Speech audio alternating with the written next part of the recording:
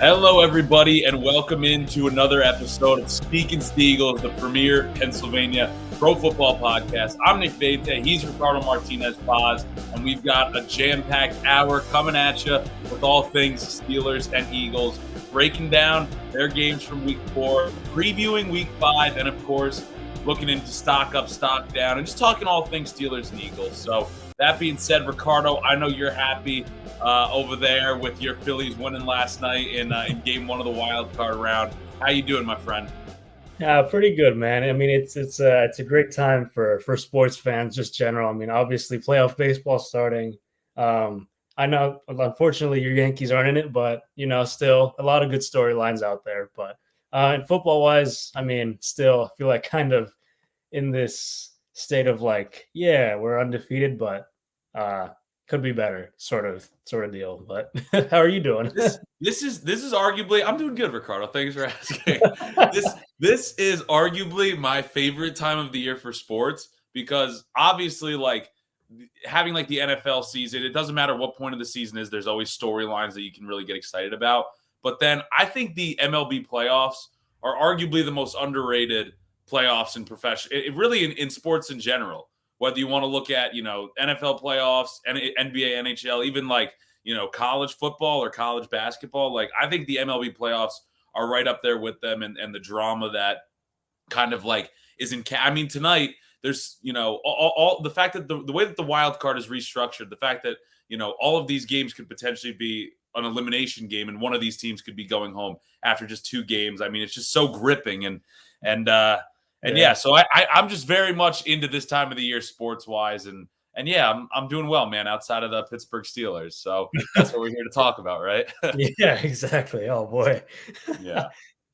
So why don't we dive right into things? And I don't know, man. I mean, we could start on an upbeat note and talk about the Eagles and their victory, or we could get right into talking about the Steelers and a really bad loss and really just a lot of question marks that surround this team right now.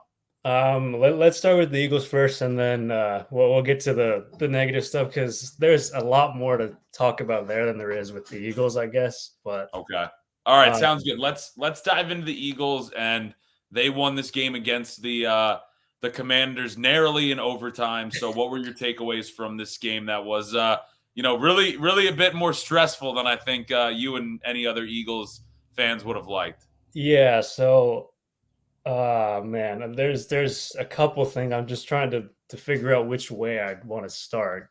I guess I'll start with the defensive performance and overall, I guess. I mean, I'm just gonna say this right now. Eric Bieniemy, the Commanders' offensive coordinator, is one of the best offensive coordinators in the league, and he has been for a long time. He's just a thorn in our side. I feel like every single time we play against him, they always doesn't matter who's playing quarterback. It just seems like they always put up numbers against us, and I mean that remained true on Sunday. I mean, Sam Howell looked like, like the second coming of like John Elway, or like he was just, I mean, like Patrick Mahomes too. He was looking poised, confident, and here we were talking about it last episode. It was like this could be a huge advantage for the Eagles' defensive line. And sure, they got 6 or 5 sacks on him, but 3 of those were Nicholas Morrow, who was, I mean, that was his best game as an Eagle, which we'll kind of get on, we'll touch on later. But it felt too easy. Like defensively, I think Desai was a bit passive with coverages, and I kind of had this feeling where it was going to be like, well, Sam Howell is probably going to be throwing the ball quick, getting it out of his hands, so he doesn't take sacks and get pressured all that often. So, I mean, my thinking with that was like, all right, so at least the first 2 drives, I'm like, fine, all right, you allow 2 touchdowns the first 2 drives, but like at some point you got to figure maybe the defense will press, like play more press coverage, get up to the receivers, and really like disrupt the timing to make it harder, essentially for Howell, and maybe make him hesitate, make him like have us think about a second read. But it just, I don't know. It seemed like every counter we had, it seemed like Bieniemy was just one step ahead of us. So I'm just gonna say flat out, Bieniemy outcoached Sean Desai. That's, I mean, credit to him, but still, it Which, I was mean, it's not like that's necessarily an indictment on Sean yeah, Desai either, because like you said, exactly. I mean, Bieniemy's been around forever. Obviously, working underneath Andy Reid for so many years in Kansas City as well. And I think Bieniemy he deserves a lot of credit for that. I mean, I'm also curious. I guess this is an aspect. I'm sure we'll talk about the way the game kind of ended in a little bit, so I'll save my Yeah, thoughts on that. But I just want to say that's not necessarily an indictment on Sean Desai, and his defense has looked good the first couple weeks leading up to this game as well. So yeah. it's not like that's a sky is falling type thing either, just because he was out coached by Bieniemy. Yeah, exactly. I mean, Howell's final stat line was 29 for 41, which is 71% completion percentage. He came literally a week off of, I mean, he got sacked. How many times? Like 9 times against the Bills. And he threw 4 interceptions. And I mean, he definitely played much better. 290 pass yards, 1 touchdown. He had 6 scrambles for 40 yards. Some of those were, I mean, huge plays for the Commanders to keep him alive. But um, they there were 3 plays of 24 plus yard like pass yards in the first half, which was a bit alarming. There were a few, I think, missed coverages. I don't know, just miscommunications across the secondary, but it was kind of saying that. I mean, the Commanders. I mean, it was just from start to finish. It was an even game in terms of like offenses. I mean, both offenses played pretty well. Yeah, And the Commanders were 4 or 5 in the red zone, so they scored 4 touchdowns on those drives, which kind of wasn't the case the first 3 weeks. But yeah, it was definitely a way tougher task this week and I will say the refs also didn't really do the Eagles many favors. I'm usually not one to pick on refs like this, but there were some egregious calls. I mean, there was the one on Terrell Edmonds where Sam Howell was short of the sticks and he was running out of bounds, and like simultaneously Edmonds hit him as he was literally about to step out of bounds. And I mean, then they flagged him for that. It was a first down, set him up at the 35-yard line. And there was a couple others. A pass interference that just wasn't, but I mean, well, yeah. I mean, again, now this was going on at the same time as the Steelers game, so you obviously saw the nuances of these calls a bit more closely than I did. But I feel like there's also some things that kind of have to go on the Eagles here that were, it's the balance between the refs versus the Eagles in the sense Yeah, that, yeah. like, there was also that dropped, play in the red zone, Interception. in the end Yeah. zone by Terrell Edmonds. I Yeah, mean, that's a big one. Edmonds, when Howell appears to be going out of bounds there, you should also know that you can't line up a hit necessarily in that spot as well. And I think it's also, wasn't there a penalty on A.J. Brown after the go-ahead touchdown, which set Yeah, up that's what I was gonna say for the next Okay. part. Yeah. Okay, I'll wait. I'll wait to touch on that. So, No, you're I mean, good. But I get what you're saying about the refs, and it's frustrating. And the Eagles were out penalized in this game. I was gonna say that too. That they got to clean it up in terms of Yeah, penalties. They had what, I think 9 or something for. I It thought it was was 11. ridiculous. Oh yeah, it was 11. It was 11 like that. You can't win like that. That's Yeah, a lot of those that's were too for many. first downs. And then there was also one on the offense, which was really weird. I texted you this, and I was like, I've never seen an offsides called on the offense. But also, one of the Commanders defenders had his hand literally right aligned with the ball. So I don't know if that was weird, but kind of going back to the AJ Brown point. I mean, I guess yeah, I'll get into the end of the game. That I said this. I was watching with my brother, and I mean, yeah, the Eagles got the stop and it was like 3.5 minutes left in the game when they got the ball back. Got a few first downs. They took it to 2-minute warning. But then on 2nd and 4, I believe it was. No, 2nd and 6. The Eagles decide to, instead of run the clock out, and force the Commanders into using their timeouts. At that point, the Commanders only had one timeout. So if the Eagles had run the ball, I mean, they probably wouldn't have gotten the first down. But even then, it would have been 3rd and short, and the Commanders probably would have. I mean, the tush push probably would have ended the game essentially for the Eagles, and they would have ended in regulation. Jake Elliott would have kicked a field goal. We're fine. We win the game in regulation. No problems there. But instead, the offense decided to throw it on 2nd down and left a minute 43 left on the clock. AJ Brown scored a touchdown. And in that moment, I was like, you left too much time on the clock. Commanders still had that one timeout.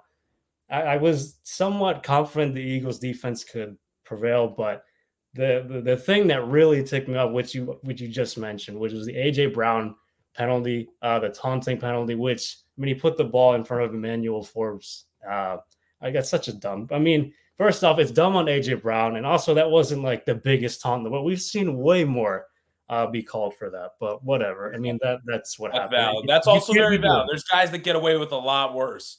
Yeah, Um, like, as but far you as can't like be doing taunting it. But yeah, AJ Brown should not be doing that, especially at that moment in time. And then the kickoff, and then the Commanders take it down to the 36. So they have way better field position than they would have had if if that taunting penalty didn't happen. But and then we know what happened. The Commanders drove down, tied the game with literally the last play of the game in regulation. So um, I just I mean, a lot of Eagles fans have been saying this, that they shouldn't have been that aggressive. They shouldn't have left that much time on the clock. Like, think about it.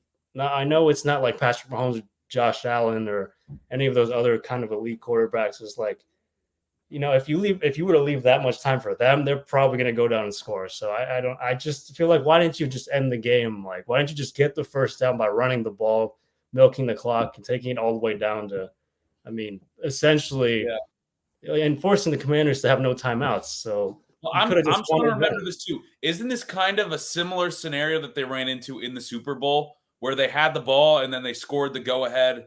They went ahead and left too much time on the field for essentially Patrick Mahomes to go down and score that game winning touchdown because of the questionable holding call on James Bradbury. But if they had been able to drain more clock off in the Super Bowl, it would have been less time Mahomes would have had to go down the field. Yeah, but I think that's a bit different because that there was a Again, it's huge. been a couple months now that I don't remember the exact lead up It to was, that. yeah. So it was Devontae Smith. It was that long reception. Devontae Smith got down inside the Yeah, two, and then at that yeah. point there was still like Definitely a 5 minutes different set of left. circumstances, but that was just Yeah, something that but came to my at mind. that point it's like, yeah, punch it in because you're not going to be able to milk it all the way down to like the 2 minute warning with first and goal. Like that's just with 5 minutes left. That's not how that would have worked. But yeah, I mean, this was just I'm blaming Sirianni for that. I'm blaming Brian Johnson for that. Like that's I mean, Sirianni said after the game, like, I'm not apologizing for it for being aggressive. I never will. But Yeah, like and well, I guess that's fair, but still, it's like you're leaving way too much time. You could have put the game to. I don't know. That's what I would have done personally. I would have just kept running it. it's definitely true, and I think that like while that's valid, and you got to have better situational awareness there. At the same time, I think that is something that is kind of really good about this Eagles team is you see so many teams that are like a bit more conservative in their passing attack, but the Eagles aren't afraid to air it out whatsoever. And I heard Nick Wright on Fox Sports talking about this yesterday, where it's like this is an Eagles team that just like even though they're not clicking on all levels right now, they are not afraid to throw the ball deep.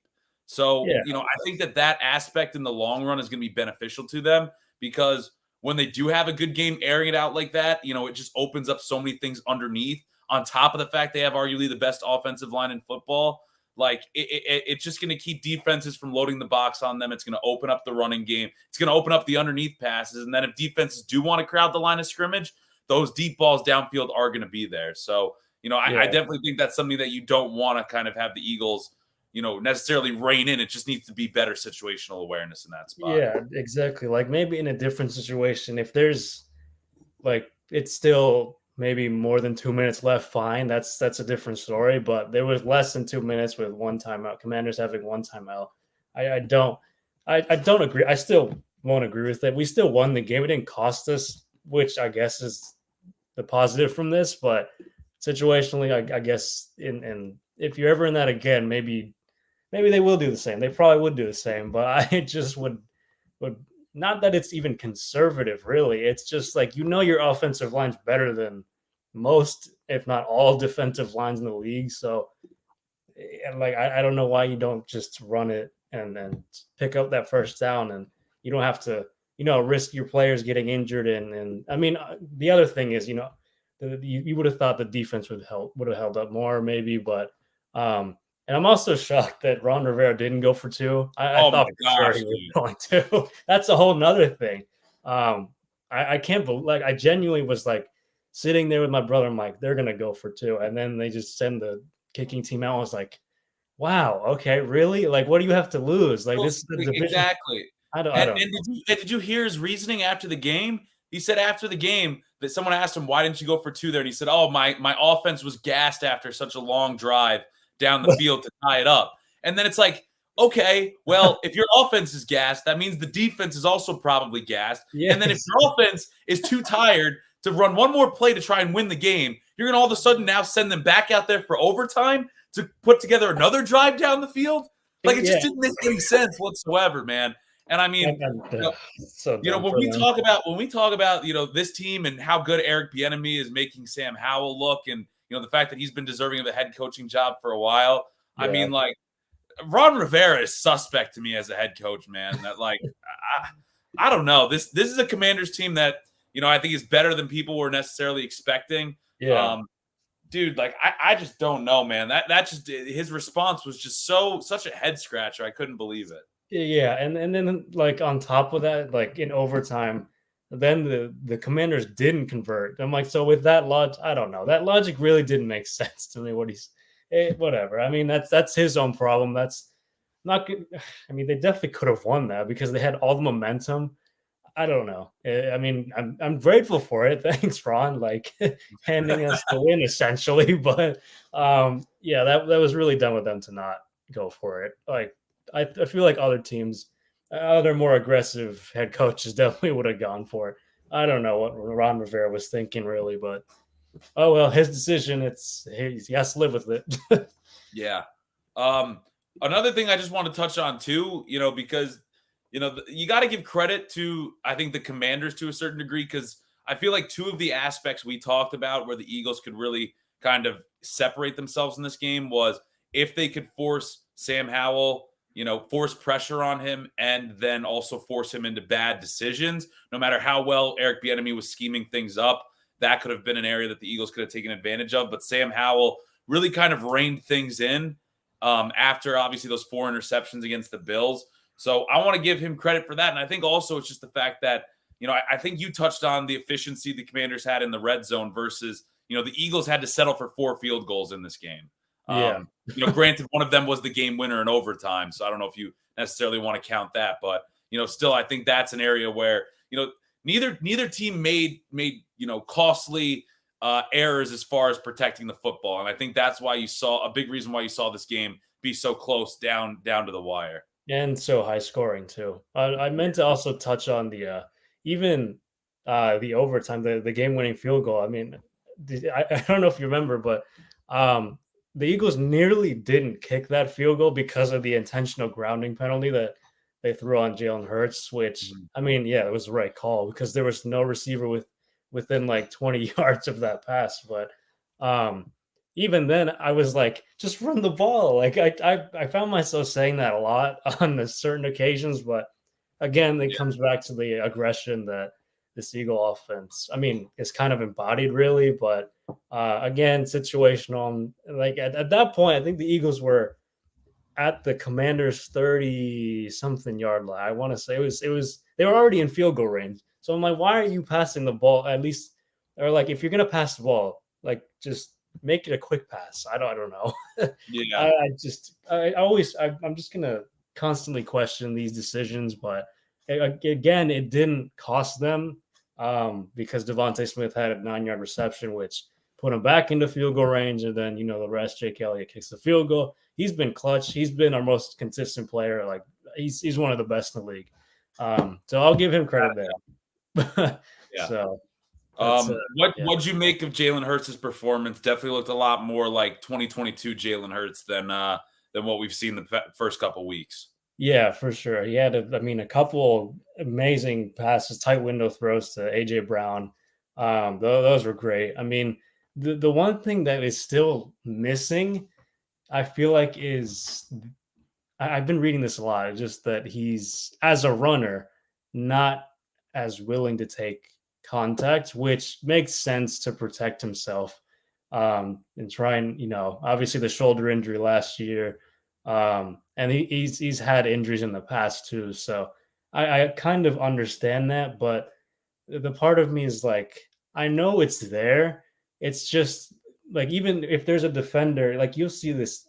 I've seen this in every game. It's like you'll just slide down and not really um, like take the hit, which is fine, protecting himself. But I don't know. It's just it's almost like passive. I'm not saying I want him to like put his body on the line all like every single run he has, but I've also noticed that they haven't been running very many quarterback draws. He's definitely healthy. It's just like and he's more aware of like taking the I hits and all that. But I I don't know. think that both he himself and the Eagles, kind of play design is trying to protect him.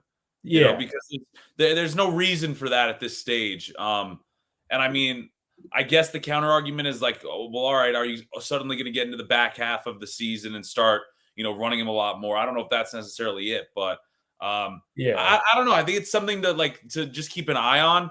As this team goes, do they continue to put together games like this where they have to claw their way to wins, or they could put together a complete game and Jalen Hurts could run the ball 2 times and it's not even really a question mark. I mean, I guess the thing is it's like you'd still rather be better in January than in September. And even though we maybe haven't yeah, seen the best from Jalen Hurts and this Eagles offense and just a complete game overall, like we know it's still in there. Like the fact that they're still yeah. finding, I feel like that's a thing I've heard over and over again is it's like, how many teams can you say haven't played, really a great game of football and are 4-0?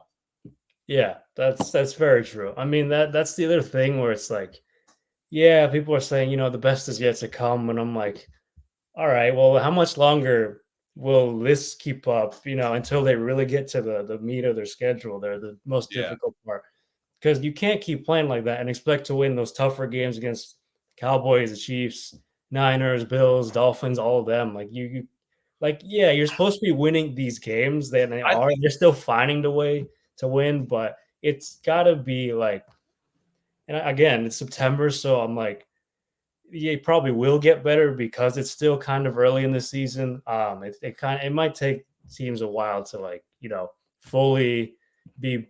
I guess I don't know. I don't know if being back to themselves from last year is the word, but like is playing to that at their highest level. But I don't know. Part of me is also in the back of my head's like, well, what if this is just who they are? Like they just are inconsistent.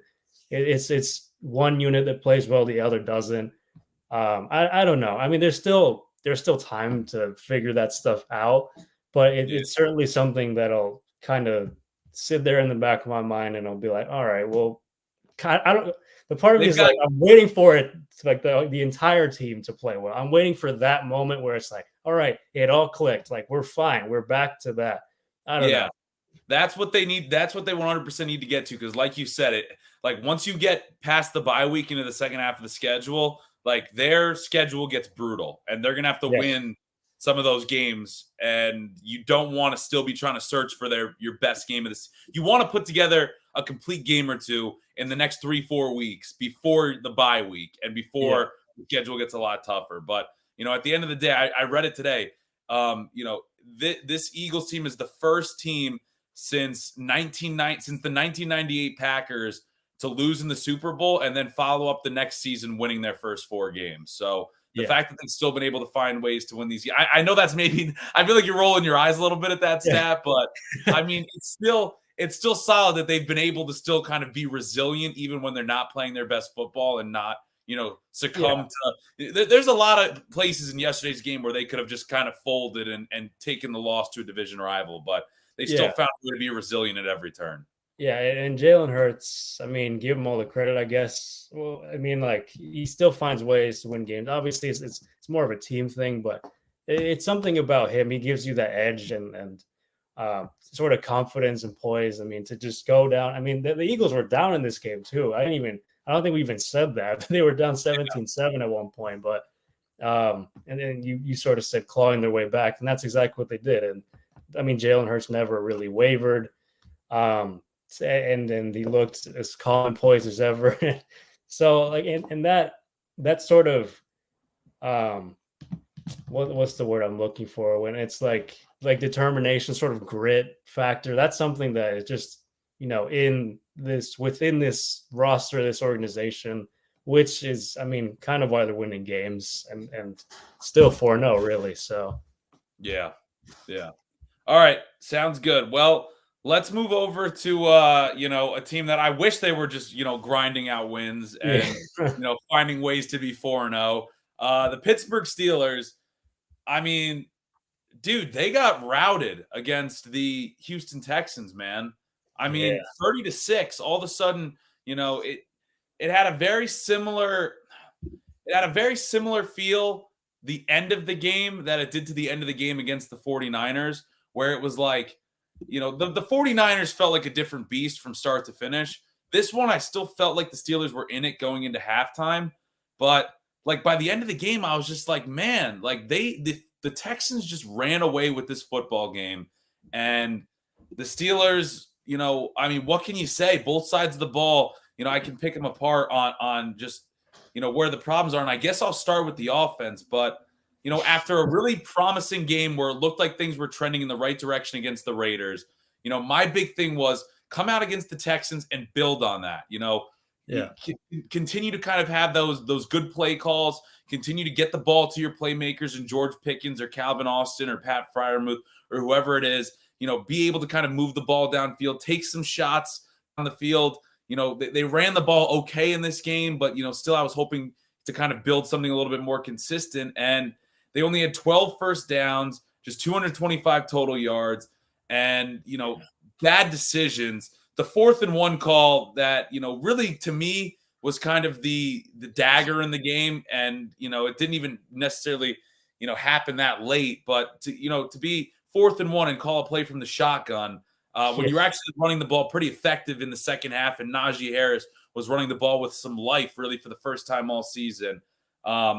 It was just a bad game on offense, and it really went back to, it's like, what are we doing here, man? It's like banging your head against the wall and expecting a door to open. Like it just, yeah. it's just back to not looking like an NFL offense. And after what we saw in week 3, where there was some positivity, it's really frustrating. Yeah, man. I didn't even like know where to go with. I mean, the offense is. I mean, you hear all the talk still. I mean, it's even louder now with fire Matt Canada, and I mean, the argument against that is like, well, then what do you do after? Like who's gonna call the plays? Like, there's no concrete solution with this, and I know, yeah. No, you go. Well, I mean, all right, real quick on I'm going to answer the thing on the play calling on Matt Canada real quick, and then I want to get your opinion on something. But Yes. with Matt Canada, it's like, here's the 2 things why he's not going to get fired. One, they're not going to hire from outside.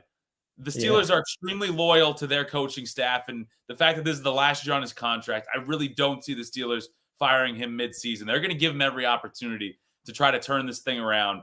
And it's just like, for Kenny Pickett to all of a sudden have to like go to a different play caller halfway through his second season where he really hasn't looked good, I feel like that's only going to hinder him more. And it's like the only other person on the coaching staff with experience calling plays is the quarterback's coach, Mike Sullivan. And he hasn't called plays in years. So I just don't, there's just no like solution where you can be like, oh, well, this is, maybe this will really spark the offense if we go to this guy calling plays rather than Matt Canada. I just don't see it happening, especially when Kenny Pickett already like knows the system of Matt Canada, even if it's not a good system. Yeah.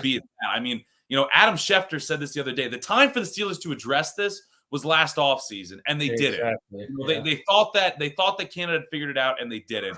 So that's on the Steelers. That's on Mike Tomlin, and frankly, that's on the Rooney family. I respect their loyalty to their coaching staff. They've always been very loyal to their head coaches. 3 head coaches, and dating back to Chuck Noll. But it's like we're in a modern day and age now in the NFL where the game is constantly changing, and anyone could have told you Matt Canada wasn't the answer last year, as well as they were running the ball. And that style of things wasn't it wasn't going to be effective long term, and you could tell that there was something lacking here with Matt Canada's system. Experts were saying that, not just you and I. Yeah. My question to you, dude, is it's like, what can you point to? And maybe I'm just kind of looking at this with recency bias of how bad they played against the Texans, but it's like, where is the positive on this offense, man? Where is the Kenny Pickett's looked bad. The play calling's been bad. The offensive line has taken a step back from the end of last year. Pat Freiermuth, they've been unable to get him the ball effectively, and now he's hurt. George Pickens hasn't really, answered the bell of being that number one wide receiver when Deontay Johnson went down. So it's just like, what can I point at and be like, this is the thing that's really going to turn the offense around for us? I mean, that's really, I mean, the only positive, I guess, offensively for you guys on Sunday was Najee Harris. Really, I mean, about it. That's about it. Other than that, I don't like. Yeah, we've been saying this the entire time. Like, their identity, we thought, was running the football. And you can't even do that because their offensive line, like you said, is taking a step back. And you thought with some of the pieces they added, like Isaac Seumalo, and I mean, Broderick Jones hasn't been playing, but still, like, finally got some game action this week because of the injury. Right. And so you would have thought they would be better. On paper, they were definitely better. It just hasn't translated for some reason. I don't know. Just nothing is working for them right now. I don't really know where they even turn. I just it's a really I don't know. What's the word? I think that, kind of relying more on, you just, especially if Kenny Pickett ends up being, out, which I'll get into that a little bit when we preview the Baltimore game. But Yeah. Kenny Pickett dealing with that injury, I mean, you're going to have to just turn around and hand the ball off to Najee Harris, man, and hope that they can kind of figure it out. He ran with more life. I wish we'd, seen that the first 3 weeks.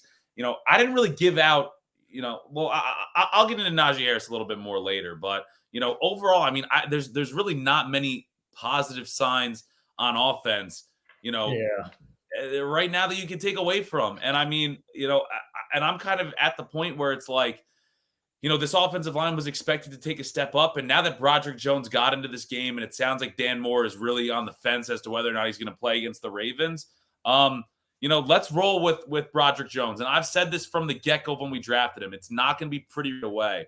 But, he's got it. The best way for him to develop is to get in there in game action and just, work through the growing pains. So that's kind of where I'm at. And I think as he grows, maybe this offensive line grows a little bit. I definitely think part of the issue is, Mason Cole, I feel like, has also taken a step back at center from where he was really kind of anchoring this offense in the back half of last year. So, maybe that's something that needs to be addressed to a certain extent. But yeah, man, not a lot of good on this offense right now. Yeah, and not much better on defense, which I don't know if you're going to touch on or not, but yeah, I can turn things over there, but I mean, dude, it's like it's just so frustrating because it's like I came on last week and said, hey, if the Steelers offense, can't run the ball the way they did last year, maybe their identity could be, focusing on the turnover battle, winning the turnover battle, and really relying on their defensive, outside linebackers, TJ Watt and Alex Highsmith, to put pressure on quarterbacks, especially rookie quarterbacks like CJ Stroud, who's in there with 2 backup offensive tackles. And, the Texans were able to neutralize the pass rush. I mean, give them credit, man. They it was through, they ran a lot of screens. I tweeted about that during the game. It felt like every other play, it felt like they were just gashing the Steelers for screen plays. They ran the ball effectively. It was Dameon Pierce's best game on the ground. CJ Stroud is just making good decisions. He looks really good. I'll give him credit too. But I feel like the Steelers didn't really live up to that identity. And then, Dameon Pierce had his best game of the season on the ground, running the football. I mean, what else is new? Dameon Pierce hadn't rushed for more than like 35 yards in a game this season. Then he gouges the Steelers for something like 80 yards and on 24 carries. So 81 yards on 24 carries for Dameon Pierce against the Steelers defensive front. And, it's like, that's just, Mike Tomlin said it after the game. It's like their defensive line, or their defense, isn't going to be effective as a unit until they can stop the run. And I don't know what's going to change for them. They refuse to give Braden Fajoko a hat. It still seems like, it's not going to be a couple more weeks until Cam Hayward comes back. I don't know what's going to change for this defense stopping the run, and especially now they're going up against one of the best running teams in football in Baltimore next week. But I'll let you kind of get your 2 cents in there. Oof. Oh man. I mean, I'm gonna give some love to CJ Stroud because he's actually been And really he deserves good. some. He deserves Yeah, some. no, he definitely does. I mean, yeah, it's really tough to even like you can point out all these things, but it doesn't like change anything. Like we can only do so much. We can only talk about it, and like just. And I'm gonna touch on Mike Tomlin here. I'm just Yeah, yeah, there that's are going to fine. be a I'm lot of happy to changes. get into that now. Yeah. Yeah, yeah. So that I like, what he said after the game, or like, hell yeah, are there going to be a lot of changes, something like that. Whatever the exact quote, I'm sure you have it, but Yeah, I actually don't know if I wrote it down, but it was along the lines of like, hell yeah, you can expect changes. When yes, asked about what the offense can do differently. yeah. But I mean, just in general, I just there has to be changes top to bottom, but it's really hard to do that, kind of in season when you have all these players in place, the coaching staffs in place, and yet there's still and you have talent. It's not like you're, I don't know, the like even the Cardinals don't have that much talent. They're still somehow finding ways to Yeah. stay in games. I mean, the Bears probably the worst, probably the best example. Like, like they just flat out suck. Like they do have some names too, but like I don't know. Like I don't know why it's just not clicking. It's not something's just it's just not. I don't know if it's a locker room issue. Ricardo, I think genuinely the issue is they don't know who they are. They don't have an identity. And that sucks for a Mike Tomlin coach team to say they don't have an identity. And he even said, Houston was the more physical team in this game. And that's the whole thing is he's talking about, yeah, hell yeah, you can expect changes. And he comes out in his press conference Yeah, yesterday. And what are the big changes that he promises? Oh, we're going to put pads on at practice on Wednesday. Fantastic. Wow, that's going to do the trick. Which, yeah, I mean, great. But I mean, it's like Ricardo, like that is so frustrating to fans that the fact that there's really like no direction or I guess no insight into what this team is going to do differently to either get back to their identity where they were winning football games last year or find their identity of this year. They're walking around and frankly, Mike Tomlin in their two losses this season has been outcoached by yeah. offensive by young innovative head coaches, one in an offensive guru in Kyle Shanahan and another in a coach that comes from his scheme in D'Amico Ryans and the offensive coordinator, Ben Slowick, I believe is his name, who is the offensive play caller for the Houston Texans. Mike Tomlin's football team was outcoached in both of those losses, and it wasn't even close. Yeah. Try because I've been, Mike Tomlin's been, great for a decade or how many years has it been now that he's been great, right? But Yeah. now the question is like it's I feel like it's kind of directed. All the questions are directed and probably rightfully so. They're like, is Mike Tomlin, is his time up? Like it's getting to that point where it's like he's done so much for the team, yeah, but like at what point, maybe you consider moving on from him? I'm not going to say that. Like, I mean, that's all right. probably a So bit ahead, but yeah, I'm not gonna call. I'm not gonna get into that conversation yet because it is still so early, and I think the bigger issue is Matt Canada. But it's just the fact of like, dude, I hate to harp on this because like I love loyalty in sports, and like I think the Steelers are one of the best. The Rooney family are some of the best owners in sports, and their loyalty has proven them, right for a long time. But like at some point, like you've got to accept the fact that when things aren't working with a guy like Matt Canada, like you have to move on. And the fact that they didn't move on last offseason, I think is a big deal. And I think it's just like the way that the NFL is working now, there's just so much turnover year after year. You're constantly seeing coaches coming and going, and it's just yeah, like I feel like that's the bigger issue with Tomlin is like, where is like the coaching tree that I would expect from a guy who's been involved with the NFL for so long that it's like Matt Canada is your best option for a play caller, and B, it's like the fact that you don't have anybody else on your offensive staff that has offensive play calling experience outside of Mike Sullivan. So it's like I just that's more of my bigger issue with it, and it's just like I need I'm not going to sit here and say Mike Tomlin's not holding his team accountable because I really don't believe that. But No. it's just like, man, like the fact that a Mike Tomlin coach team, I wouldn't be thinking that. I'd be sitting here saying they don't have an identity and they're being, out physicaled by a Houston Texans team that people were expecting to finish near the bottom of the league. Yeah, this is a pretty low point right now. I don't know if it might get lower than this. I don't know, but it's just And bad. again, It's I feel like part of it is I feel like part of it is because of the recency bias of like such a bad loss to the Texans. But it's like even their wins, man. Like we were like yeah, searching and like peering back curtains to try and like point out the positive. But it's not like they were like overwhelmingly good victories that like you could point to and be like, man, like they really showed up and did X, Y, and Z really well. And this is something that is sustainable for a long time. I mean, yeah, you could talk last week against the Raiders. Yeah, Matt Canada had a good game calling plays, but it's like, did anybody really expect him to all of a sudden like a switch be flipped and Matt Canada turns into this offensive guru play caller? Like, I don't know. That was wishful thinking. It's like the one thing that they could get back to is really that ground and pound football, and it's like they just haven't been able to find that. So, yeah, I don't know. I don't really have much more to add with the Steelers, and the coaching staff necessarily.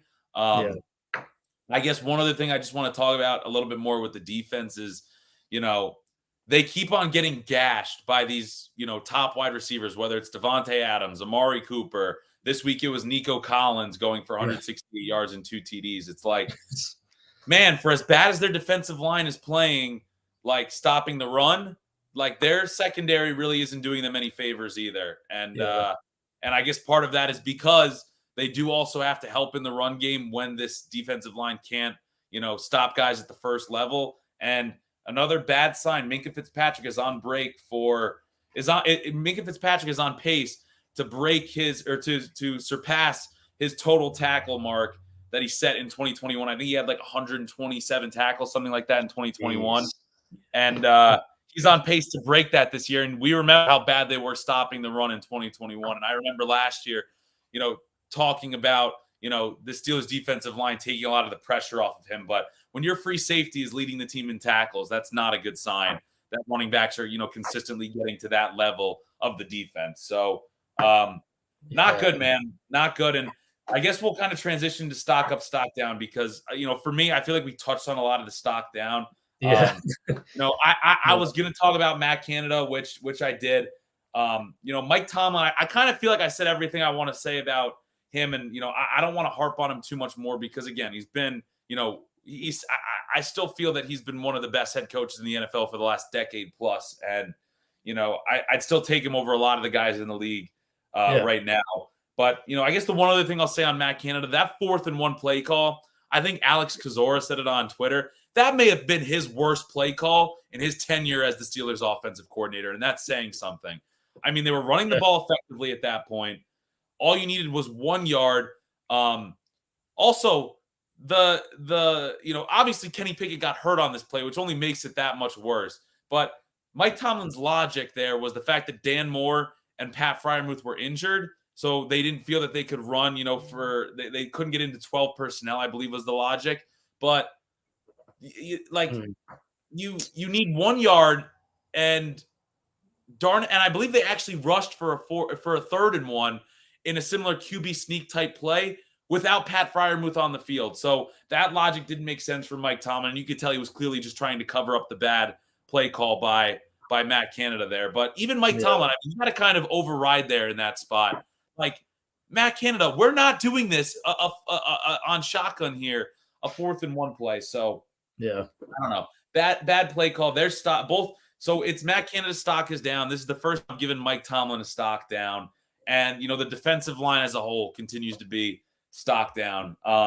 We talked about Najee Harris, and he looked, like he had a bit more life in this game. So I'll give him the stock up, 71 rushing yards. He had 1 big catch for 32 yards. And, I thought he was really playing with more of a fire in the second half of this game. So, we need more of that energy from Najee Harris and really just running the football in general, because without that, I don't see a lot of positivity coming to the Steelers offense moving forward. Yeah, I mean, kind of with you on all of that. I mean, yeah, I also had Najee Harris, my only stock up really, and then the rest of the team. I mean, that's pretty much down. But yeah, that's a lot.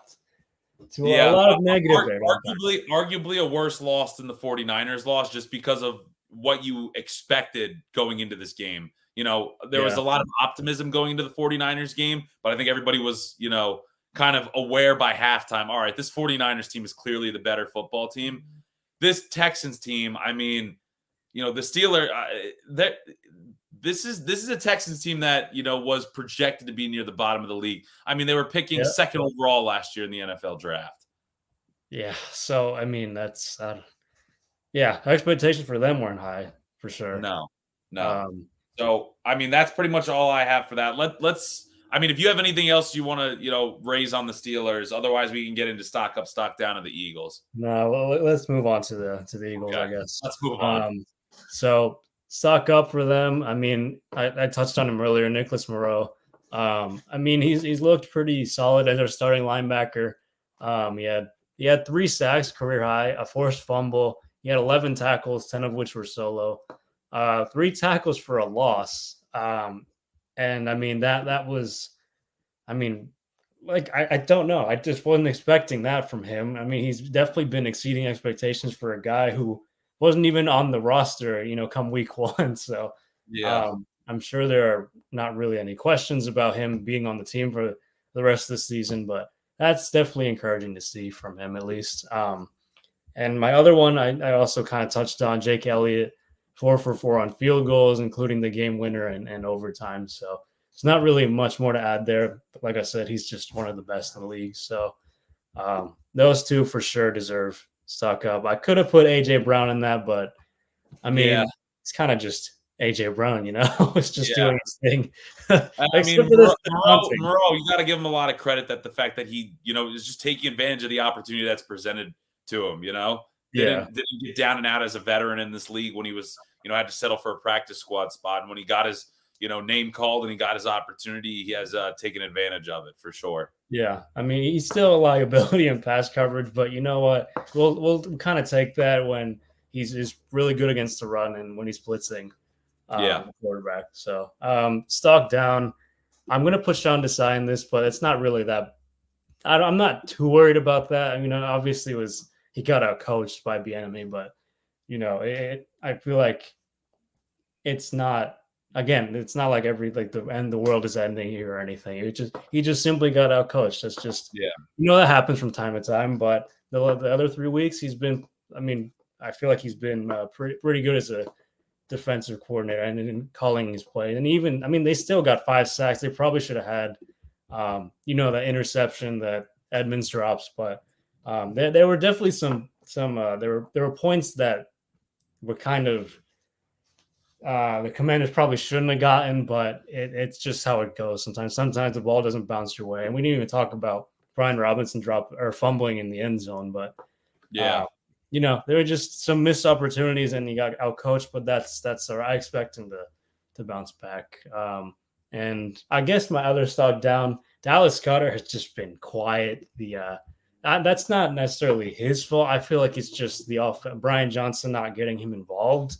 I think this is his worst start to a season since his rookie year. He only had 4 targets on 2 catches for 25 yards on Sunday. But I just I could name all the stats, but you could even just watching the game. He's a great run blocker and all, but he's one of the best in yak. So I like yards after catch. So I don't know. I don't know why. It's fine and all to have AJ Brown and Devontae Smith, but it's like going up the middle of the field. I feel like Dallas Goedert is such a threat that we're utilizing him. We should be using him more, but maybe that's just a matter of Brian Johnson trying to figure out how to get him more involved. I don't know. It's still kind of early in the season, so I'm not overly worried about it, but it's definitely something to kind of keep your eye on. But he should definitely be more involved because he is a really good tight end. He could be one of the, well, I've been saying this, he is one of the top 6 tight ends in the league. I was going to say he's easily top 8 without a Yeah, doubt. yeah. And, So and yeah, the Eagles do. I think that's kind of a joint thing on it's a stock down for Dallas Goedert, but also it's like the Eagles just have to find a way to get him the ball more, whether that's Brian Johnson scheming him open or Jalen Hurts looking for him in more opportunities. I mean, a perfect example could be like that the end of that game against the Commanders when they threw the deep ball to AJ Brown. It's like, can you scheme something open for Dallas Goedert for 5 yards over the middle?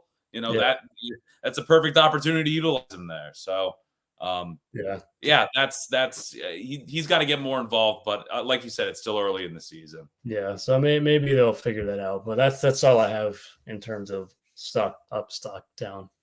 All right, sounds good. So let's get into these Week 5 matchups a little bit, and let's start with the Steelers and the Ravens. So I mean, here we go, man. Yeah, Like right after a bad loss to the Texans, get ready for an important divisional matchup against your arch rival Baltimore Ravens. So I mean, I guess the first thing that you kind of have to talk about looking at this game is the status of your quarterback.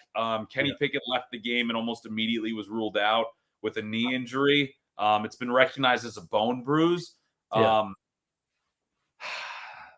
here's the question mark. He's questionable to play right now. You would like to have him play. I mean, I certainly would like to have him suit up against the Ravens. I still think he gives us a much better chance to win than Mitch Trubisky does. But at the same time, you can also kind of look at, the big picture of his health and the fact that you've still got, a long season ahead of you where if you do sit Kenny Pickett this week and then you have the bye week, you could have him, probably back to 100% for, their week 6 matchup against the Rams. So that's kind of where the question mark comes in. So really, I mean, the health of him is a big determining factor. And, obviously he had a good game against the Ravens last year where they, won the game on a game-winning drive from him. So I would like to see Kenny Pickett in there if healthy because it's so important. I mean, if this was a game like if they were playing the Texans this week or if they were playing the Rams who they play after the bye week, I would probably steer more towards, if it's like a 50-50 thing, rest him, get him right, use the bye week to get him back to 100%. But a division battle, I mean, I think this is an important game for him to get out there and try to, be on the field for because, you have to kind of this is an important game any way you slice it or dice it when you're going up against a team in your division. Yeah, when it comes to divisional games, it's like 1.5 games. They're just they're so important. I mean, it can't get. I mean, it probably could get worse, but just I don't know. They have to find a way to move the ball, regardless of who's playing quarterback, because it can't be that sloppy. That play calling cannot continue. The questionable play calling. Just constant. I mean, in the first half, did they even score against Texans? I don't think they did. I think they punted on most drives. No, they had no. Pretty sure they got outgained like 270 yards to 78 yards. Like they didn't even get 100 yards in the first half, which is ridiculous. But you can't do that. It's going to be really tough though against the Ravens because they're one of the top units, or at least against the run. I mean, which is kind of what we've been saying they should be doing. I think they're 4th best against. But it's also the same time, Ricardo. I just don't know how the Steelers stop the run. I mean, you've got Lamar Jackson. I mean, the Ravens seemingly have said all season they're going to run Lamar Jackson a lot less, and they just haven't done that. He's been as mobile as ever, and they've still got both Gus Edwards and Justice Hill back there. Yeah. I don't know if Melvin Gordon's still with them. I know he was elevated for 1 or 2 games, but either way, I mean, they've been running they're 4th in rushing in the NFL this season so far, and the Steelers have been putrid stopping the rush. So I just think that Baltimore is going to have a pretty I don't want to say easy time, controlling the clock against the Steelers and really just kind of running the ball up and down the field on Pittsburgh, but. That's unless the Steelers can find a way to slow down the Ravens' running attack. I don't know how they're going to keep Baltimore from moving the ball. I mean, maybe you do let Fehoko play for once. Like I don't know, you give him a chance. What more? Like, what are you going to lose in playing him? Like, yeah, you're already struggling anyway. it's I'm okay with Armand Watts or Isaiah Loudermilk not getting a jersey for a game. Yeah. See what you got to try and Mike Tomlin. Hell yeah, there are going to be changes. Like do something like this to at least have some sort of a change, even if it's not the most drastic thing. So yeah, exactly. So I mean, if you can do that, then I think like the passing offense is 25th in the league. They're 8th worst, but I feel like at least passing the ball, they definitely don't look. They're still not clicking just yet. I don't know. That's something that the Steelers could potentially take advantage of, but it really starts defending the run. I mean, it is a rivalry game, so these teams see each other, pretty frequently. So I do think that the Steelers can still conceivably, keep it close. The other thing too is Mike Tomlin, I think, is something like 11-2 in games after they lose by 20 or more points. So he's got a good record when they get blown out the following week. We'll see if they can kind of keep that going against the Ravens. The other thing too, and I don't want to really spend too much time looking into this, but Ronnie Stanley and Morgan Moses are both dealing with injuries. The two offensive tackles for Baltimore. But, it's like if the Steelers, if TJ Watt and Alex Highsmith can't take advantage of the situation with the tackles in Houston, I mean, I don't know if you can really point to that so much as this versus, I don't think it's really as much of a difference in who's playing so much as just how well the two of them kind of game plan for it. And I read an interesting article in The Athletic leading up to the Houston game, how TJ Watt really kind of makes his beans as an edge rusher in, preparing and watching film and learning, the different tells that offensive tackles have based on, what play the offense is running. So it may almost be more beneficial for them if he knows who's going to be that offensive tackle in there and he can just purely study that guy's tendencies. Right. So I don't know. We'll keep an eye on what the situation is at tackle, but I'm not going to put all my eggs in that basket either. I mean, they're still, arguably the two best players on the Steelers defense, along with Minkah Fitzpatrick. Yeah. So they're going to be relied upon either way. And then on offense, man, I mean, you talked about it. The Ravens are good at stopping the run. The Steelers, if Kenny Pickett's in there, they just got to find a way to move the ball, man. There's not much more you can say. Yeah, exactly. They just find a way. I don't know. It's got to be done somehow. Like screens, quick passes, something. Like just even if it's dink and dunk, like at least move down the field. Yeah, man. They just honestly, I think they have to find a way to get the ball to their playmakers more. I think that's the biggest thing. Get the ball in Pickens' hands. Get the ball out to Calvin Austin.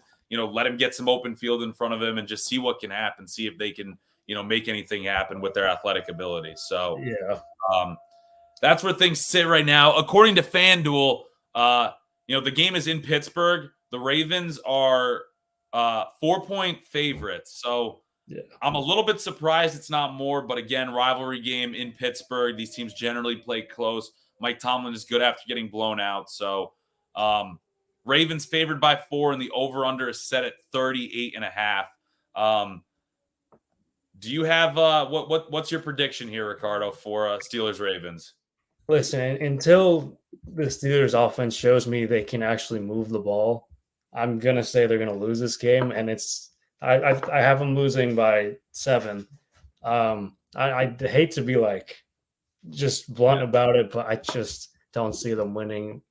They're not going to get blown out, although 7's kind of a big margin. But essentially, I feel like the Ravens will cover that. But I don't know. Prove me wrong, Mike Tomlin. Prove me wrong, Steelers. I don't know. Just show me something. Show me some life here. I don't know.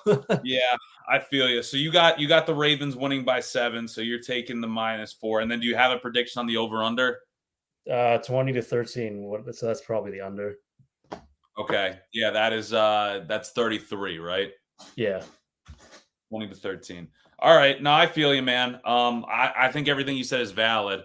I feel like I'm also leaning towards the under here, dude, just because, again, we haven't seen the Baltimore Ravens really look prolific in the past game, and I think they're going to really rely on their run, which is going to drain a lot of clock. And, I mean, we've just seen there's a lot to be proven by the Steelers here.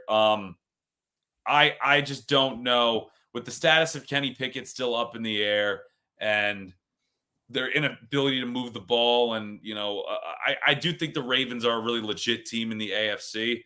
Coming off a tough loss, I think that they keep it close, but I still think that it's going to be something like I'll go 17.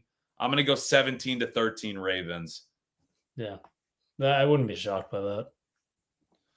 Um, so that is 4. So that would be a push, I guess. Yeah, But nice. well, yeah. So that's just how I see it kind of chalking up. I don't think this is going to be a high scoring affair by any Mm, means. I think the 38.5 is almost a little bit high too if I'm high. being completely honest. Yeah, Um, all right, so let's talk about this Eagles matchup a little bit now as we get towards the end of the show.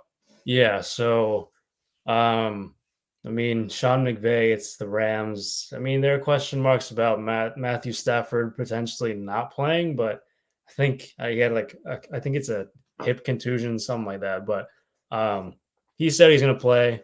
Um, but still, even if it was the backup, who I actually don't, I didn't even look up who it was, but the Sean McVay's offenses are still always, one of the most dangerous, one of the best in the league.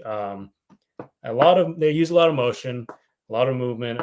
You know, before the snap, pre-snap. So that's something the Eagles they definitely haven't faced this season. So again, this is going to be another tough test for Sean Desai, especially when you have someone like Puka Nakua, who, I mean, really, I don't think anyone really had their eyes on before this No, season, no, except nobody maybe did. the Rams. Yeah. Not to this extent. I mean, Exactly. Yeah. I mean, all the records he's broken, like the receptions in 4 games, receiving yards in 4 games, it's just absurd. I mean, it almost makes like Cooper Cup look like it didn't even matter. Like he almost is like Cooper Cup. He's just like the new receiver. I mean, like I love his story. I love that. But he's definitely a threat. You're gonna have to. I don't know because, like I said, movement, a lot of motion. So you got to really watch him, and they have some other decent playmakers too. To Outwell, I mean, they gave Tyler Higbee an extension. I mean, that's the biggest mismatch. I feel like Higbee. I always say this about tight ends. I feel like that's where the mismatch is for any offense that's facing the Eagles, linebackers or safeties. I mean, just in terms of height and physicality, I think that's where tight ends probably better. Um, so it could be a big game for Higbee. So it's just going to be interesting to see how Sean Desai goes about defending. This Rams team. They're not really that good running the ball, though. Kyron Williams is still a pretty good running back. He's also someone kind of didn't really have your eyes on before, but we all thought it was going to be Cam Akers, but then he got traded, and now it's the Kyron Williams show. But still, and Matt Stafford, I'm like, yeah, he might not be in his prime anymore, but he's still more than capable of winning games. And he kept it close against the Niners a couple weeks ago and ended up winning against the Colts. So he's still clutch, and that was an overtime too. So he's still got that clutch gene. So I think this game overall could be high scoring and definitely like a close one for sure. But that's where my eyes kind of yeah, I think it's interesting, and I didn't watch the loss that the Rams had against the Bengals on I believe that was a Monday Night Football game, yeah, it but was. that wasn't a high scoring affair, which was kind of interesting. The Bengals were able to kind of limit the Rams on offense. So I Yeah, don't know if the Eagles can kind of take anything. Again, I didn't watch the game closely, didn't watch any sort of highlights or film on that. right. Um, I wonder if the Eagles can try and replicate some sort of defensive scheme from that to slow down the Rams offense. And, obviously I think Darius Slay is going to be a part of slowing down Puka Nakua, but Yeah. even that, I think you're going to have to try to find help in other ways to do that as well. So, if they can slow down the Rams on offense just enough, maybe, force a couple turnovers or two, that's something that I'm kind of interested in is, can they, force some turnovers after not having any last week? Yeah, they could. I mean, the Rams' offensive line isn't all that great either. They have some names. I have the matchups here. I think it's I mean Steve Avila. I believe is a rookie. Yeah, he Uh, is. third round, third round. I think it's third round because the Rams didn't have a first or second. Brian Allen, Joe Noteboom. I mean, those two have been there for a couple seasons, but they're nothing really to write home about. So again, this could be a bit.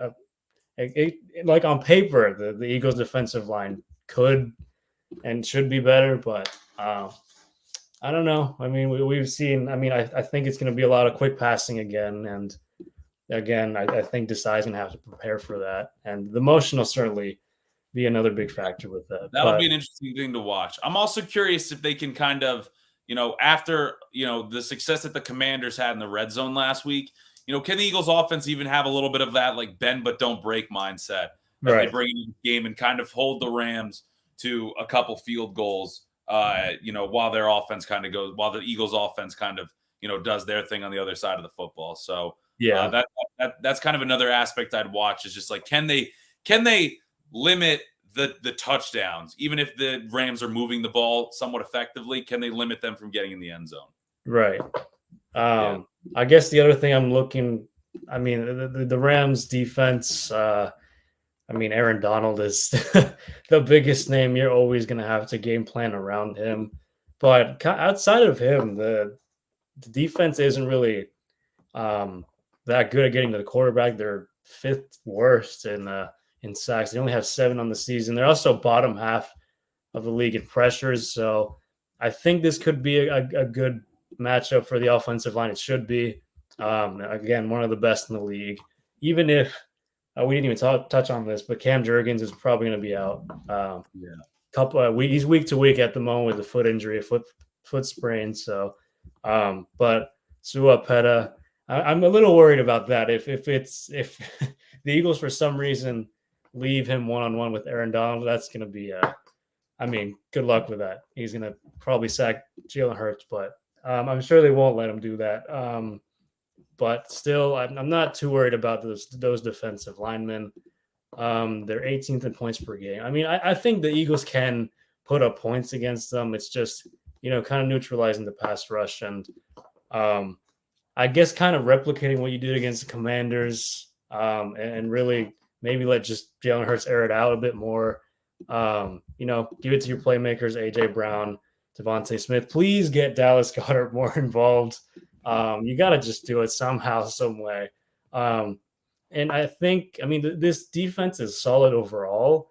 It's middle of the pack. Again, it's not great, not terrible, but I think you can attack that. I think you can make it a more balanced game, kind of like 60%, 60-40, 55%, 45% passing, running, something like that. I mean, I think you can definitely mix it up a bit with this defense, but it all starts with really protecting Jalen Hurts and not letting Aaron Donald wreck the game altogether.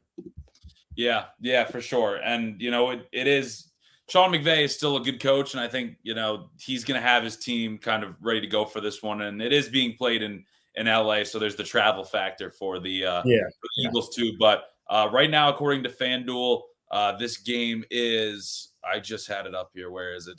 4:00 game. Eagles are favored by 4.5 points. The over/under is set at 50.5. I'll go first. I think that the Eagles do win this game. I'm going to kind of sit on that kind of bend but don't break. I think that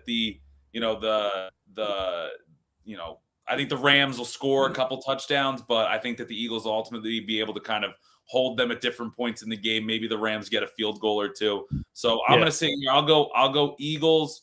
I'll go Eagles 31, and I'll go Eagles 31, Rams. Yeah, Eagles 31, Rams 24. Okay. So you have the Eagles covering this, right? All right. Yep. I'm always going to I have the over. Yeah. I'm always going to say the other team is going to cover.